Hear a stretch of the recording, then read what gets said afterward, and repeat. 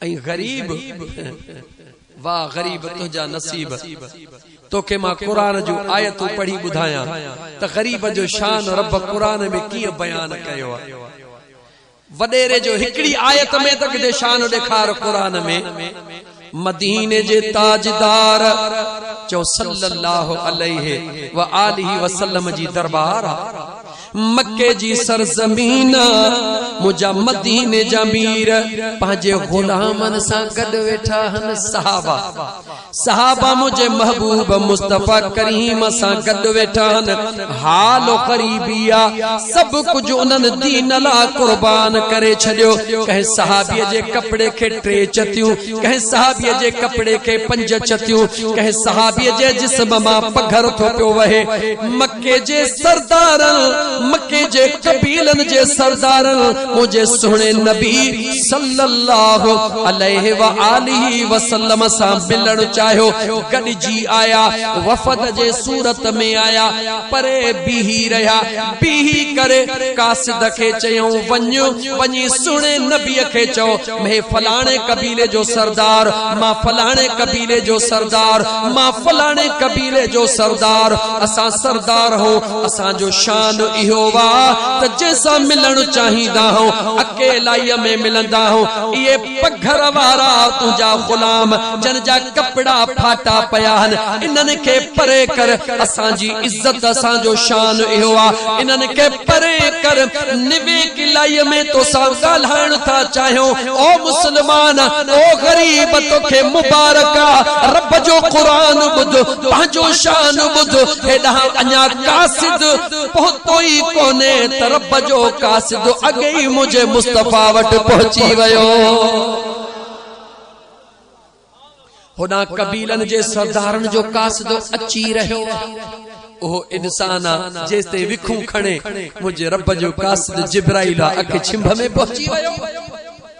मुझे महबूब जे दरबार में पहुची करे चवे थो मुझा सुना इहो कासिद अची रहियो आ।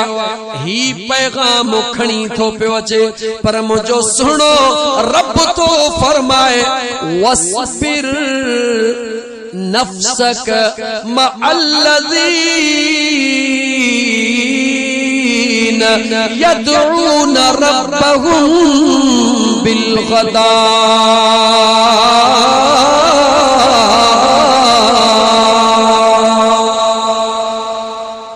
ओ मुझा मिठड़ा महबूब, ओ मुझा सुना नबी, इहे मक्के जे कुरैश जो कासिद हिन नियत सां थो अचे।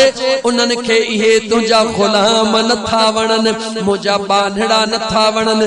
सबबु इहो आहे जो मिस्कीन आहिनि, सबबु इहो आहे जो कपड़ा फाटलड़ा आहिनि, सबबु इहो आहे जो उन्हनि जे कपड़नि खे चतियूं लॻलूं आहिनि, पघर लॻल आहे, उन्हनि खे नथा वणनि।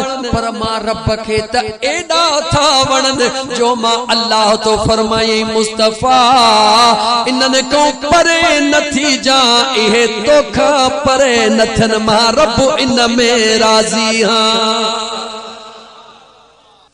तवज्जो कयो मुझा मुसलमान भा, अल्लाह ताला कुरान करीम जे अंदर शान कहजो बयान कयो मिस्कीनन जो। ऐं मुझे मुस्तफा दुआ कड़ी घिरी, ओ मुझा मौला, ओ मुझा मौला मुखे मिस्कीन करे दुनिया में रहाए।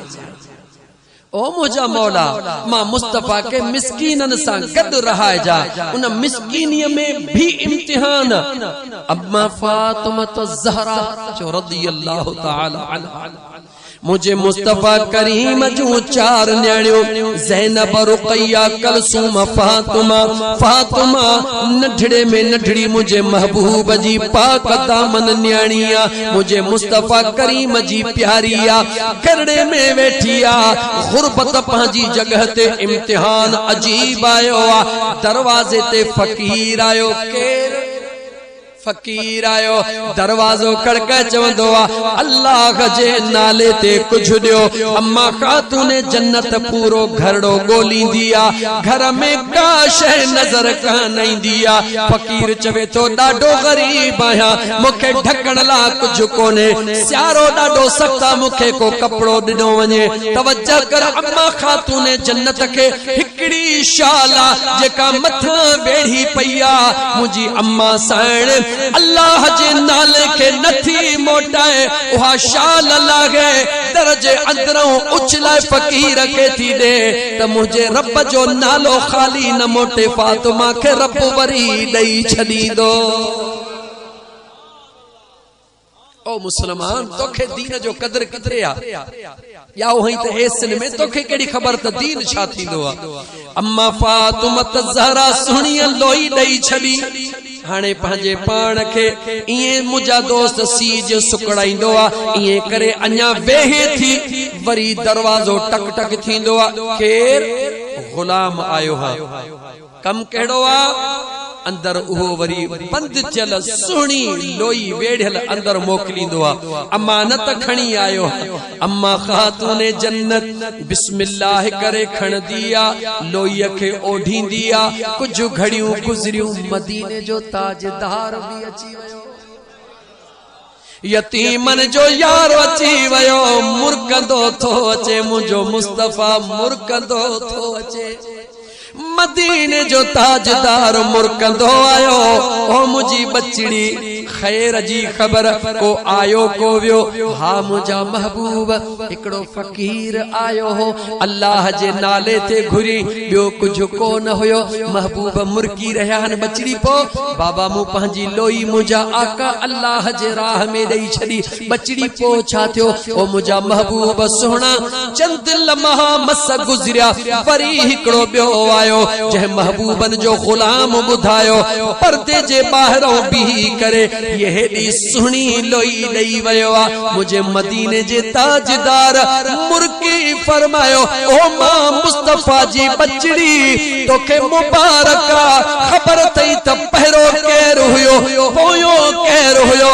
या रसूल अल्लाह वल्लाहु आलम व रसूलहु, हिकड़ो मुझो रब थो जाने, ॿियो उन जो सुणो रसूल थो जाने। ओ मुझा सुणा राज केड़ो आ? मदीने जे ताजदार फरमायो बचड़ी पहिरी जेको फकीर थी आयो ओहो जिब्राइल हुयो, वरी जेको मुस्तफा जो गुलाम थी आयो ओहो मीकाईल हुयो।